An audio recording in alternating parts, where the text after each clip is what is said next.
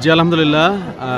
আবদালপুর ইউনিয়নে বাংলাদেশ জামাত ইসলামী কর্তৃক আজকে এখানে উপস্থিত রয়েছেন আবদালপুর ইউনিয়নের অন্যতম একটি ওয়ার্ড, 4 নম্বর ওয়ার্ড।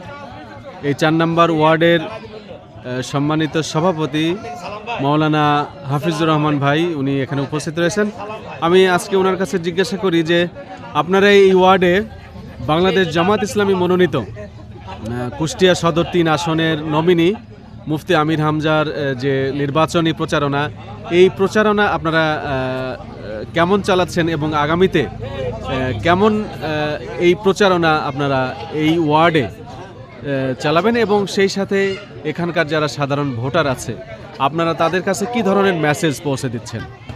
আলহামদুলিল্লাহ, বাংলাদেশ জামাত ইসলামী ন্যায় ও প্রতীক, এই দাড়িপাল্লা প্রতীকের যিনি কুষ্টিয়া সদর 3 আসনের নমিনি, অত্যন্ত যোগ্যতম প্রার্থী হিসাবে আমরা মনে করি।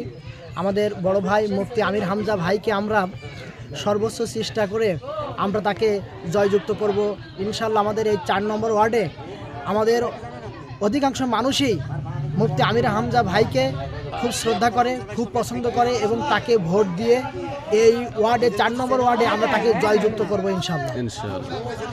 তো ঠিক আছে ভাই, আপনার মতামত দেওয়ার জন্য হাফিজুর রহমান ভাইকে ধন্যবাদ জানাচ্ছি। এখানে আরও উপস্থিত রয়েছেন এই ওয়ার্ডের দায়িত্বশীল ভাইরা, আমি তাদেরকে একটু দেখাই।